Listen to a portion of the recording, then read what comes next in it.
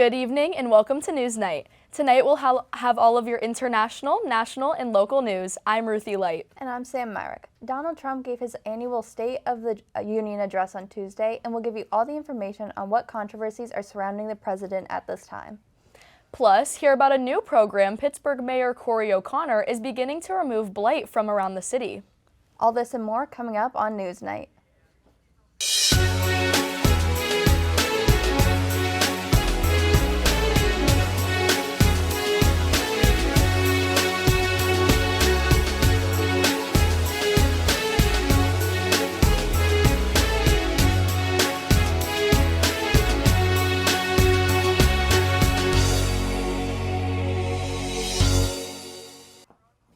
Hundreds of Venezuelan political prisoners at El Rodeo 1 prison in Zamora, Venezuela, are protesting in favor of their release with a hunger strike following the approval of a new amnesty law in the country. On February 19th, the Venezuela's National Assembly passed an amnesty law that aims to release those who were prosecuted or convicted due to acts of political unrest from 1999 to 2026. However, the law excludes some instances, including arrests based on military-related charges, which appear to be the most common. Because of this, nearly 300 prisoners have decided to enact a hunger strike demanding their freedom. Currently, over 2,000 prisoners have been released since the law was officially put into place, and there is set to be more to come in the following weeks. There have been many arrests and resignations after the Department of Justice released files and emails relating to Jeffrey Epstein. One of the first arrested was former English royalty Prince Andrew, who was stripped of his titles last October. Last Thursday, he was arrested for suspicion of misconduct, and he was released 11 hours later. Police say he is released but under investigation for sharing sensitive information with Epstein. Another arrest was former UK ambassador to the US, Peter Mandelson. He was arrested last Monday also for suspicion of misconduct and later released on bail. The former Prime Minister of Norway, Torbjørn Jagland, has also been arrested for corruption but denies all charges. Just across the U.S. border, one of the highest-ranking Mexican cartel leaders was just killed, sparking outrage across the country. Reporter Leslie Krebs has more information on the operation and the reaction. That's right. Mexico's most wanted, violent, and dangerous man was killed on Sunday in a Mexican military operation. Nemesio Oseguera Cervantes, otherwise known as El Mencho, was leader of the new generation Jalisco cartel. He died while in transport on the way to a hospital after being wounded in an attempt by Mexican military to capture and kill Oseguera. During his time as leader, Oseguera produced, sold, and transported drugs like methamphetamine, fentanyl, and cocaine into the U.S. He also brought chaos and violence to Mexican communities while extorting local businesses, while also rapidly expanding the cartel. Oseguera's death, however, has brought even more violence and chaos across Mexico.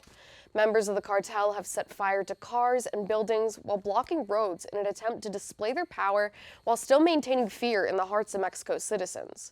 Now, cities across the country like Guadalajara look deserted and their citizens hide in fear with no end to this chaos in sight. On Tuesday, France banned Charles Kushner, the United States ambassador to France, from meeting with any French official for the time being. This was a result of Kushner's failing to meet with French officials over a summons regarding comments the Trump administration made, which France disagreed with. Those comments were made on X by the U.S. State Department of Counterterrorism Bureau regarding the death of Quentin Duranc, the far-right activist. The department's post stated Duranc was, quote, killed by left-wing militants, and his death should concern us all. Violent radical leftism is on the rise, and its role in Quentin Duranc's death demonstrates the threat it poses to public safety, end quote. The U.S. Embassy in France later reposted that statement. France commented that Kushner is still allowed to carry out his diplomatic duties as well as any necessary diplomatic exchanges. France also stated that this exchange has no impact on France's relationship with the U.S. However, French officials are still demanding the answer.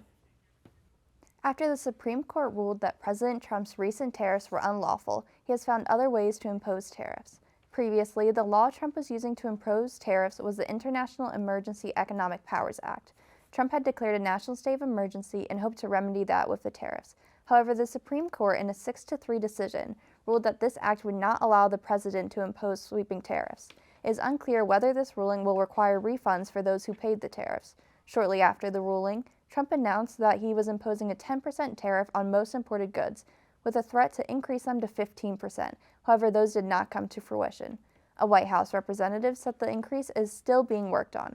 These new tariffs are imposed by the Trade Act of 1974 and will expire in 150 days. On Monday, Nick Reiner, the son of director Rob Reiner and movie producer Michelle Reiner Singer, pled not guilty to 2 murder counts following his parents' unexpected deaths.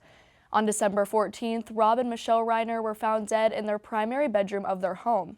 Currently, the lead suspect for their murder is their son, Nick Reiner. Reiner was charged with 2 counts of first-degree murder with a special circumstance allegation of multiple murders and a special allegation that he used a lethal weapon to commit the crime. These special allegations can potentially increase his penalty if committed, with prosecutors considering seeking the death penalty. As the Trump administration continually creates new executive orders with new rules, that confusion has trickled to many different sectors of the government. Reporter Gavi Waite has new details on how these changes are affecting the Department of Homeland Security. Gavi? Thank you, Ruthie. It has now been 13 days since the Department of Homeland Security has been running without proper funding. Sunday, February 22nd, TSA PreCheck said it would remain operational despite an earlier announcement saying it was being suspended during the partial government shutdown. The shutdown itself was contributed to those by the White House and the Democrats who were unable to reach a deal in legislation regarding the funds that the DHS would be receiving.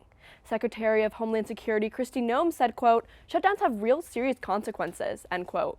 With the shutdown now entering double digits, workers are starting to worry if it will be like last fall, when they went 47 days without pay.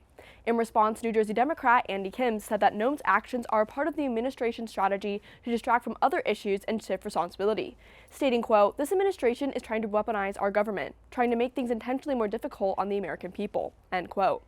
Homeland Security continues their preparations in case the shutdown continues, saying, quote, "As staffing considerations arise, TSA will evaluate on a case-by-case basis," end quote. Investigators say new technology could play a key role in the search for answers in the disappearance of Nancy Guthrie, an 84-year-old woman and mother of NBC anchor Savannah Guthrie, who vanished from her Arizona home over 2 weeks ago. Police are now considering the use of genetic genealogy, a method that compares DNA to public ancestry databases. After standard testing failed to identify unknown DNA found during the investigation. Authorities say the samples did not match anyone in national criminal databases, prompting the shift to newer techniques. Experts caution that while genetic genealogy has helped solve cold cases in the past, it can be slow and complicated, especially when DNA is limited or mixed. Even so, investigators believe it could help narrow the search by identifying possible relatives connected to the evidence. Investigators and the family have recently increased the reward to $1 million for information. Police are urging anyone with tips to come forward as the investigation moves into its next phase. After the break, hear about new projects the city of Pittsburgh is beginning, involving housing and road infrastructure. Plus, we'll recognize a Pirates legend who recently passed away. We'll be right back.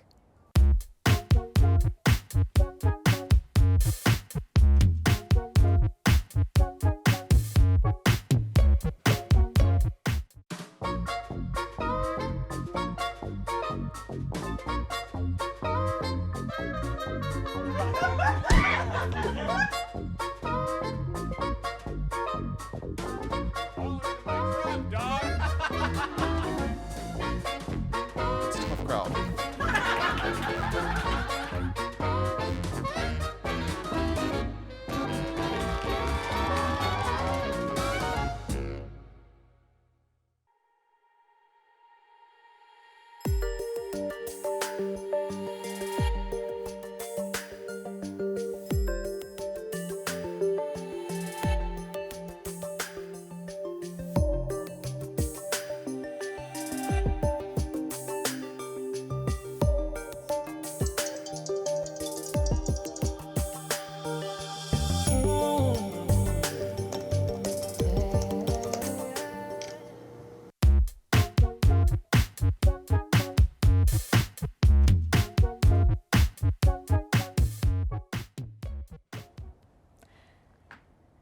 On Tuesday, February 17th, Pittsburgh Mayor Corey O'Connor announced a demolition project that will target nearly 24 deserted homes in Pittsburgh neighborhoods. So far, 3 properties have been demolished, with 20 more to be demolished in the neighborhoods of Knoxville, Beltshoover, St. Clair, and Arlington. According to the Department of Permits, Licenses, and Inspections, all of the properties involved in the project are deemed public safety risks that could cause imminent danger and could cause serious injuries if mishandled. The investment aims to enhance the safety, cleanliness, and vibrance of local Pittsburgh communities. The Woodland Hills School District President Terry Lawson has resigned after being charged with felonies for theft and fraud. Lawson is alleged to have misused a district credit card when she was a borough manager for Rankin Borough. This card was allegedly used at marijuana dispensaries, liquor stores, retail stores, restaurants, and for personal utilities to the extent of $10,000. Pennsylvania State Representative Abigail Salisbury posted that the Office of the Budget will be performing a full audit on the school district's finances from 2022 until the present. The school district says they are already, quote, evaluating options, end quote, after Lawson's resignation.